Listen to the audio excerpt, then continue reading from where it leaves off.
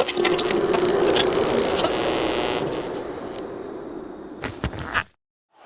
Matthew Spring, it could be 3, it is 3! It's not often that you get in the comfort zone in the playoffs, but Watford are most definitely in the comfort zone, 3-0.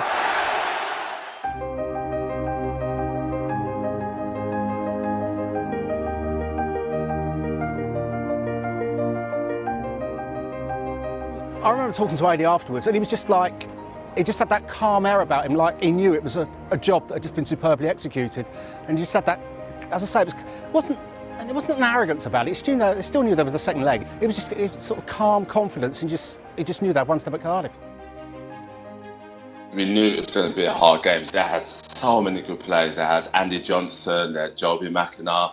They had some really good players, so we knew that we was going to come up against a tough team. You know, they were athletic and quick, but we went to Selhurst Park and we ended up winning 3-0. They started better than us. I definitely remember that. Obviously, you know, the crowd's like at Palace as well. It's a tough place to go, and I remember you could feel it. It was, at times it's probably a little bit of, backs against the wall kind of stuff. Like Lloyd said, they're a really good side. I remember that obviously Joby and Tom Sawers, I think, was on the other side, if I remember correctly, and they were like just driving forward, obviously getting them up the pitch, and we was just trying to contain them, and we've done well to contain them, I thought. And but I thought we always had a few tricks up our sleeves on the counter attack, and it turned out that day that that's what was working for us. I just remember it being tactically spot on. I think from memory it was AD Doucouré's finest tactical performance as Watford boss. First half, I mean, Palace, if I remember, a memory may be serving me, but Palace were in really good form going into that game or something, and I think they had Clinton Morris and Andy Johnson up front, who were been scoring goals for fun, and they were really hot coming into it. In first half, Watford had a really tough time of it, if I remember. I remember Palace absolutely killing us for the first half, and the manager making a change at half time. I remember bangers coming on for Darius at half time. Well, I think I changed the game in the first leg. Going into half time 0-0, I came off, and then we won 3-0. So I'd like to take a huge pat on the back for that one.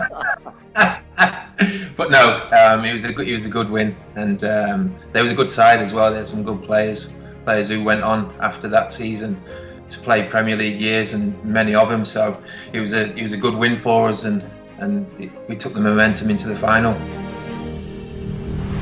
Marlon King has given Watford the lead early in the second half here. The top scorer in the Championship this season. After a tough first half, but coming in obviously with the clean sheet was good, and then to, like I said, to score after a minute, it sets you up for the rest of the game, and they're already trying to push forward, so then obviously they have to push forward more, and they're open to leave gaps on the counter attack again. So it was perfect timing, and the day I don't think that game couldn't have panned out any better.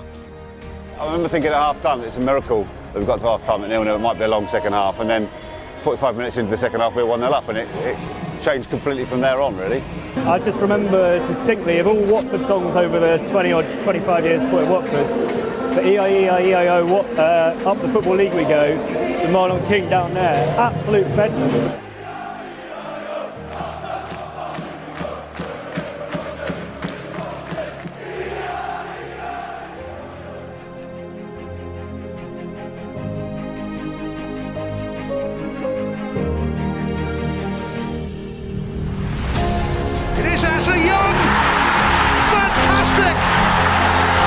Surprise side of the season are surprising everyone again. Ashley Young scored an absolute peach of a free kick, a bit like the old GT days with the split wall in front of him, if I recall. I seem to remember he was just like in a typical Ashley Young fashion, just eyeing up the goal and then just booting it in that top corner. It's just about brilliant. I think I was standing right behind it. I could see it going in all the way. Great free kick. He was brilliant. I think that moment just epitomised everything that he had worked for, up to that point, and I think stepping up, Young used to practice free kicks for hours. Like, he would be outside putting up them mannequins and just taking free kicks every position. So, he gets that free kick at that time, and it's just like it's almost made for him to just go and do what he done.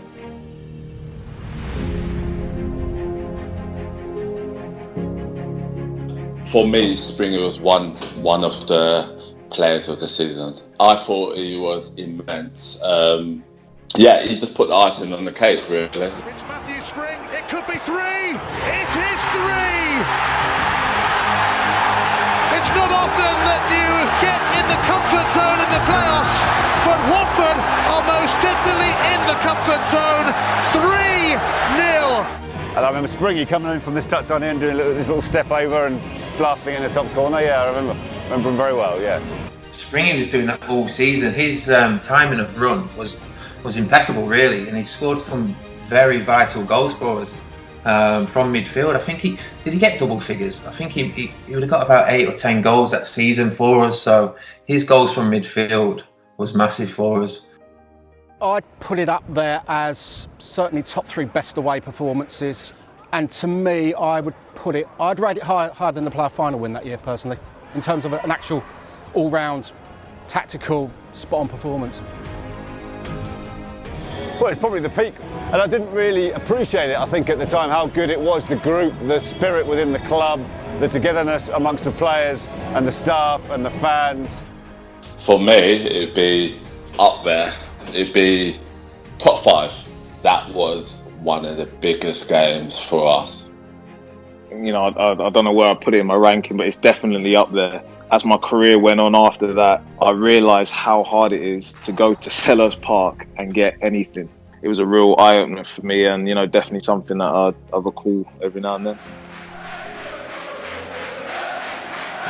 You can see the delight and the despair around Selhurst Park.